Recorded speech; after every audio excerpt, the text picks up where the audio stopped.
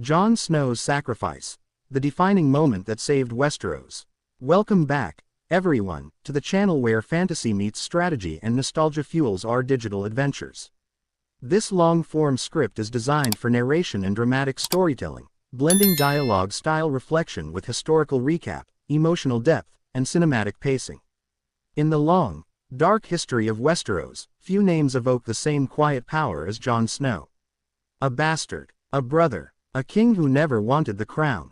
But above all, a man who made the ultimate sacrifice.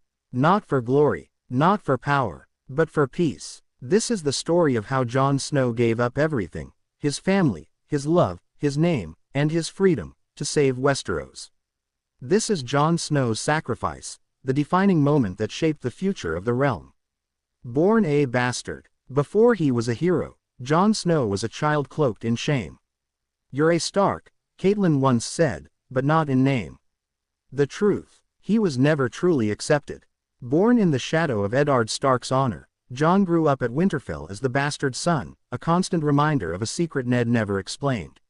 He wasn't just an outsider in his own home, he was an outsider to his own identity.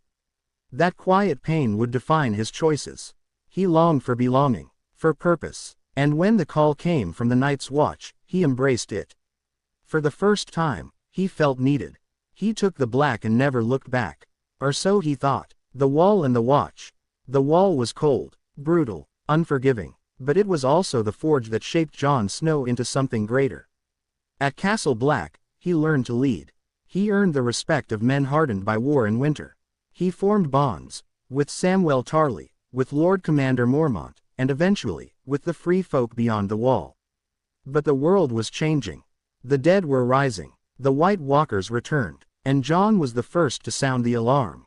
When others played politics, Jon prepared for war.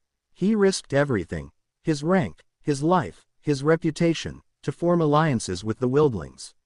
Even as his brothers called it treason. They stabbed him for it, left him bleeding in the snow. But death was not the end for Jon Snow. The man Who came back. He returned from the grave, not as a messiah, but as a man stripped of certainty.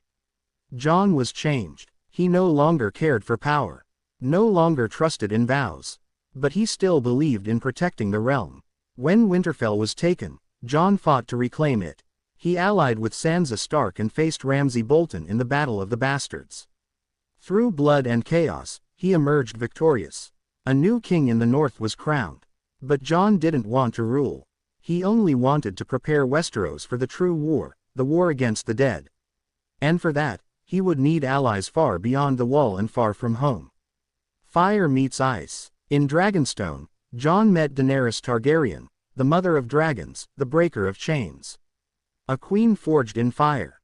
He came seeking her aid, her dragons, her army. At first, there was mistrust, distance, pride, but over time, there was connection. They fought together beyond the Wall. He pledged fealty to her. Love bloomed, tense, forbidden, dangerous. But there was a truth that threatened everything. Jon Snow wasn't a bastard. He was Aegon Targaryen, the legitimate son of Rhaegar and Lyanna, the rightful heir to the Iron Throne. A truth that made him both a symbol of hope, and a threat to Daenerys. And to peace. The war for the living. Winterfell became the front line in the war against the dead. Daenerys and Jon fought side by side. They lost Rhaegal. They lost Jorah. They lost Theon, Lyanna Mormont, countless others. But in the heart of the darkness, Arya Stark struck down the Night King. The threat of the dead ended. The cost was unimaginable, but the war was over. Or so they thought, because the dead were not the only danger. The Queen of Ashes. Jon had seen many horrors. But nothing prepared him for what Daenerys would become. She was hailed as a liberator, a breaker of chains, but something shifted within her. The loss of Missandei, the betrayal of Varys, Jon's cold distance, the threat of his claim to the throne. It all built into a storm. When the bells of King's Landing rang, surrendering the city, Daenerys snapped. She torched it anyway. Men, women, children, burned in dragonfire. Jon watched in horror. Tyrion dropped his hand of the queen pin. Arya walked through the ashes, dazed and broken. This was not the queen he had sworn to follow. This was a tyrant in the making. The burden of honor, Jon Snow never wanted the throne. But the throne wanted him. Tyrion confronted him. Arya warned him. Even Davos saw it. If Daenerys ruled, the blood would never stop flowing. She believed only she could decide what was good. And those who disagreed would burn. Jon was torn. His love for her was real. But so was his duty. He walked to the throne room, through ashes and snow, and found Daenerys alone, dreaming of a world remade.